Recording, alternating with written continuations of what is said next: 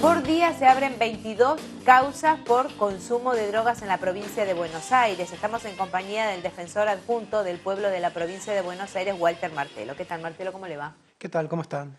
Bueno, uno dice 22 causas por día, que es por consumo personal. Sí, por tenencia para consumo personal. Una de cada 4 causas que se abren en la provincia de Buenos Aires vinculadas a los delitos de violación a la ley de estupefacientes están vinculadas al consumo personal. Son casi 7.000 causas anuales que además generan un colapso en la justicia que lo único que tiene que hacer es recibirlas y rápidamente archivarlas, porque hace ya 10 años, se cumple este año 10 años de lo que se conoce como el fallo Arriola, que declaró inconstitucional la penalización por tenencia para consumo personal.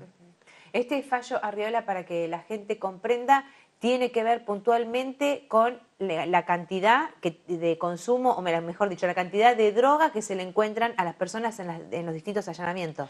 Claro, Arriola era un joven de Rosario que estaba con unos amigos en una esquina de Rosario, que fue detenido por la policía en aquel entonces, y al que se le secuestró una dosis mínima de cigarrillos de marihuana, un poquito más de 1 gramo, y que se le inició una causa justamente por tenencia.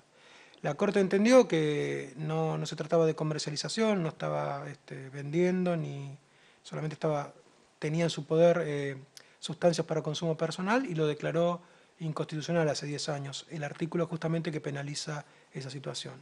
Sin perjuicio de ello, muchísimos juzgados y la policía, en muchos casos, detiene a los jóvenes por esta circunstancia, obviamente le labra una actuación judicial que queda en la nada, pero que justamente atenta contra el desvío de recursos que bien podrían ser aplicados justamente para penalizar lo que tiene que ver con la comercialización y el tráfico, que es lo que no va en concordancia con el número de causas que se registra para consumo personal. Martelo, contemos lo del caso del juez Giuliano, que es uno de los que investigó, donde llegó a la conclusión del gasto importante que tiene el Estado en este tipo de allanamientos, donde a lo mejor se encuentra, como bien lo manifestabas, a un joven con un cigarrillo de marihuana.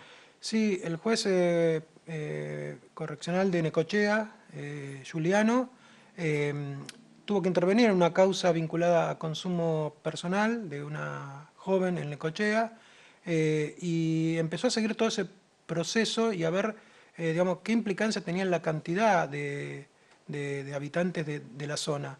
Inclusive si uno verifica las estadísticas de la Procuración, ve que Necochea es el departamento judicial con mayor denuncias por causas para tenencia por consumo personal. Y él lo que hizo fue recopilar la información de su lugar, de Necochea, Lobería y San Cayetano, y ahí determinó que al menos había 600 acciones de requisa policial hacia jóvenes, a los que se les sustanciaba una causa y que quedaba obviamente, por lo que comentábamos anteriormente, archivada. Y que ese proceso tenía un costo mínimo entre lo que implicaba los recursos humanos de tribunal, etcétera, de 10.000 pesos por causa, para que después quede en la nada. Con lo cual él presentó un habeas corpus colectivo, justamente para que la policía y digamos, los departamentos judiciales dejen de intervenir en estas acciones por 2 cuestiones. Primera, por la declaración de inconstitucionalidad de la Corte, y segundo, porque implica un mal gasto dentro del Poder Judicial. Y desde la Defensoría del Pueblo de la provincia de Buenos Aires, ¿cómo se está actuando en consecuencia a esto? Bueno, lo que nosotros hacemos es sumarnos a lo que digamos, se está articulando como una acción generalizada de todas las organizaciones que tiene que ver con lo que mencionaba anteriormente, que se cumplen 10 años del fallo que determinó que estos chicos detenidos en Rosario habían sido mal detenidos. Desde allí poner en evidencia de alguna forma con los propios datos oficiales de qué se trata y cuántos son. Y nos parece una acción importante justamente para que se modifique la legislación y claramente se le quite las atribuciones que tiene la policía y los estamentos judiciales de detener a jóvenes que tengan en su poder sustancias para consumo personal, porque claramente no lo decimos nosotros, lo dijo la Corte Suprema de Justicia de la Nación.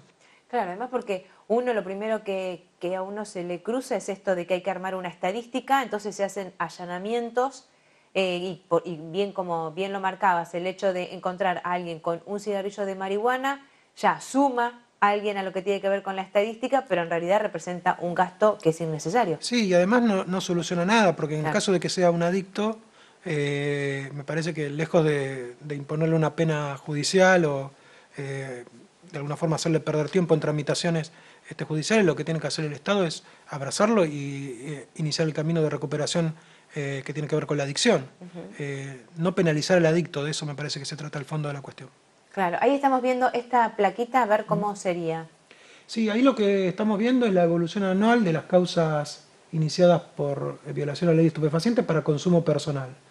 Hubo un pico en el 2011, que fue cuando se desfederalizó, o sea, se le dio a la policía de cada provincia la posibilidad de investigar, y uno ve cómo sobre todo en lo que tiene que ver el 2017 al 2018, aumentó un 23%. O sea que cada vez se detienen más jóvenes vinculados a la tenencia de consumo personal y menos personas vinculadas al comercio y al tráfico de drogas. Claro, que también es la 23%. contraparte, ¿no? Porque Claro. aparece desbalanceado, ¿no? Parece que cargamos mucho el accionar represivo sobre quienes tienen un problema de adicción y no tanto sobre los que comercializan y venden sustancias. Walter, ¿y qué edades tienen los jóvenes en su mayoría en este tipo de operativos que se hacen? No, en general entre 14 y 21 años. La mayoría tiene que ver con esas edades. Y además hay muchos casos donde se detiene al joven que tenía en poder sustancia para consumo personal y a los amigos que por ahí no estaban haciendo nada o no tenían nada, a los efectos solamente de que obren como testigos de esa causa, que reitero, termina a la semana archivada. Claro. Hay una serie en Netflix muy popular que es Así nos ven, que está vinculada por ahí a jóvenes en Nueva York que son detenidos acusados de un crimen que no cometieron y que de alguna forma muestra todas las falencias del sistema judicial. En Argentina, en este caso, es mucho más grave porque le da a la policía un poder de discrecionalidad sobre a quién detener y a quién no, que no lo tiene ninguna fuerza represiva del mundo. ¿Y cuál es el objetivo que se busca con esto? ¿Que se implemente nuevamente lo que tiene que ver con la ley del consumo personal?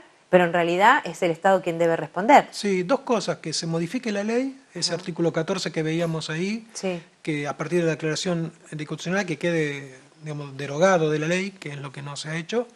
Y segundo, que digamos, en los casos de tenencia, verificar que el joven tiene un problema de adicciones y encauzarlo dentro de los dispositivos de recuperación de las adicciones, no penalizarlo.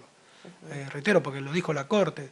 La Corte en ese fallo de los 3 jóvenes rosarinos no solamente dijo que era inconstitucional, sino que le endilgó al Estado una serie de recomendaciones que tenían que ver con fortalecer los dispositivos de prevención y de atención de adicciones, que no es lo que está pasando, obviamente, desde el fallo hasta la época, pero que se ha agudizado últimamente con los recortes de presupuesto de la CEDRONAR. Muchas gracias. No, a ustedes, como siempre. Hacemos una pausa, ya venimos.